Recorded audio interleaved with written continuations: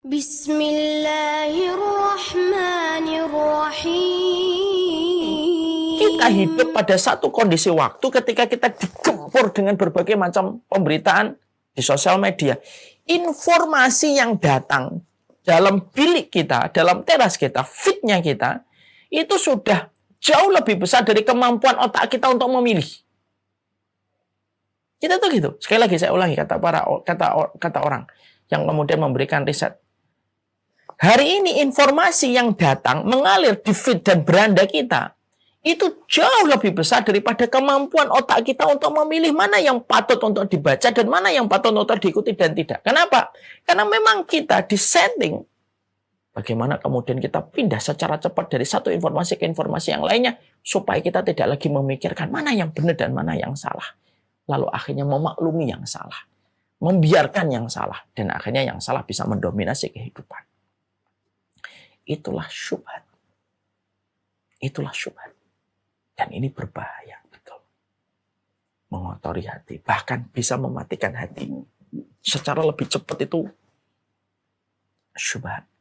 Racunnya syubhat itu lebih parah daripada racun syahwat. Kalau syahwat dosa-dosa yang dilakukan dengan hawa nafsu, tingkat racunnya, kalau skala 1 sampai 5, racunnya syahwat itu mungkin 2. Tapi racunnya syubhat itu 1 sampai skala 5, dia 5. Dan itu yang akan menjadikan manusia itu berantakan cara dia beribadah ketika tidak ditopang dengan pemahaman yang benar.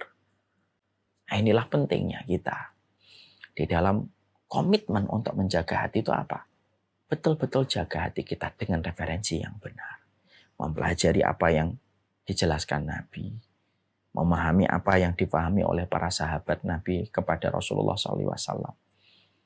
Maka ini yang akan menjadikan hati kita menjadi hati yang bersih kembali. Bertobat itu bukan hanya dari dosa ketika dulu bohong. Bertobat itu bukan hanya dari dosa ketika berzina ataupun makan riba. Tapi termasuk di antara tobat kita kepada Allah itu apa? Ya Allah, saya bertobat kepadamu ya Allah. Dari pemikiran saya yang salah, dari kesimpulan-kesimpulan yang saya sering ambil secara serampangan. Mintalah ampunan kepada Allah. Karena itulah yang mengembalikan hati selayak mutiara bersih kembali. Ya, jadi kalau kita mendapati ada orang, dia tidak zina, Ustaz, tidak khamar, tapi pemikirannya rusak, maka dia terkena fitnah yang disebut dengan fitnah syubhat. Dan itu lebih parah. Efek damage-nya, efek rusaknya itu lebih parah daripada kerusakan yang ditimbulkan oleh fitnah pada kehidupan syahwat. Ada fitnah yang kedua, yang disebut dengan fitnah syahwat. Fitnah syahwat ini adalah fitnah yang ditimbulkan dari hawa nafsu. Orang yang mereka tidak mampu mengekang hawa nafsunya. Mereka membiarkan hawa nafsunya menjadi liar, tidak terkontrol sama sekali. Sehingga dia melakukan apapun yang dia mau. Dia tidak perlu disyariat, dia tidak peduli tentang petunjuk, dia tidak peduli tentang hukum Allah. Pokoknya syahwat aja. Syahwat main, syahwat hobi yang berlebihan, syahwat di dalam dosa. Yang akhirnya syahwat-syahwat itulah juga menjadi mesin yang menciptakan hati kita menjadi hitam. Makanya inilah yang kemudian kita harus pahami. Bagaimana menghindarkan kita dari fitnah syubhat? Teruslah belajar. Tanpa taklid buta. Dengan hati yang merendah. Mengkaji setiap kebenaran yang datang dari Nabi dan para sahabat. Maka itulah sejatinya yang bisa membebaskan kita dari fitnah syubhat. Bagaimana kita supaya mampu terjaga dari fitnah syahwat? Banyaklah bertaubat kepada Allah. Berkumpul sama orang-orang solih. Karena kebaikan orang solih itu membersihkan hati kita. Dan kebaikan itu menular, sebagaimana keburukan itu juga menular. Mengikuti kajian, menyibukkan dan memaksa kesibukan kita di dalam kebaikan, itu merupakan cara mengendalikan fitnah syahwat dalam kehidupan kita. Nah, ini yang kemudian kita pelajari hari ini. Jadi dari poin inilah kita akhirnya mengerti betul. Yang menyebabkan hati menjadi sakit itu bukan hanya karena zina, karena memandang perempuan, memandang laki-laki tanpa batas. Bukan hanya itu saja. Tapi setiap pemikiran-pemikiran yang salah masuk ke dalam pikiran kita, ternyata itu salah, maka itu akan menyebabkan dampak rusaknya hati kita. Dan inilah yang kita harus hati-hati. Kadar racun pada fitnah syubhat itu kadarnya 5. Kadar racun pada fitnah syahwat itu cuma 2. Kalau boleh saya buat range-nya. Karena apa? Para ulama lebih takut kepada fitnah syubhat daripada fitnah syahwat.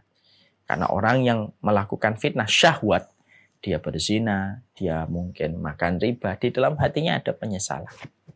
Tapi orang ketika mereka terjerembab, terperosok kepada fitnah syubhat itu biasanya dia tidak akan pernah merasa bersalah. Sampai mati pun dia tidak pernah merasa bersalah. Persis kayak Ibnu Farid yang tadi saya sampaikan.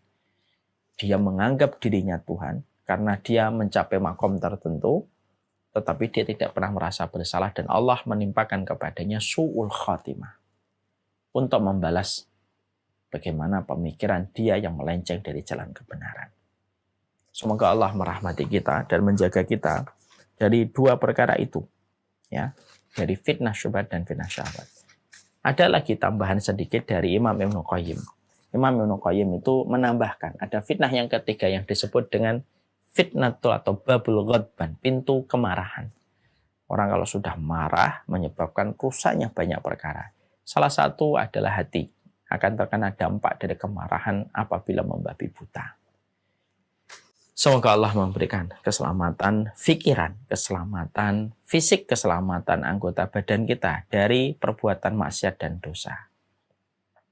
Dan inilah yang menjadikan kita betul-betul paham betapa sulit dan sukarnya menjaga hati pada zaman fitnah ini. Jangan menjadi sombong dengan ilmu. Kesombongan itu akan menjadikan kita sulit mendapatkan hati yang bersih. Ikhwan dan ikhwati, paham nggak? Kenapa Adam dan Iblis sama-sama melakukan satu kesalahan, tapi Allah membimbing Adam untuk kembali kepadanya dan bertobat kepada Allah. Tapi Allah tidak membimbing Iblis, padahal sama-sama satu kesalahan. Apa kesalahannya Adam? Memakan buah yang diharamkan oleh Allah. Apa kesalahannya Iblis? Tidak mau bersujud kepada Adam.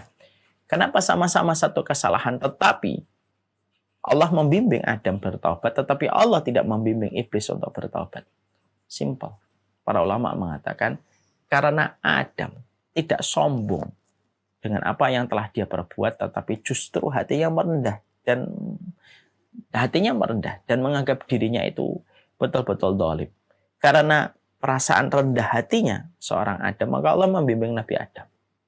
Kenapa Allah tidak membimbing Iblis? Karena Iblis sudah melakukan kesalahan tapi sombong. Kebenaran dan kebersihan hati itu kayak air, hanya mencari tempat yang rendah. Semoga hati kita tetap merendah, tetap membumi. Semoga dengan itu kita terjaga dari fitnah syubhat dan fitnah syahwat. Syubhat yang samar-samar.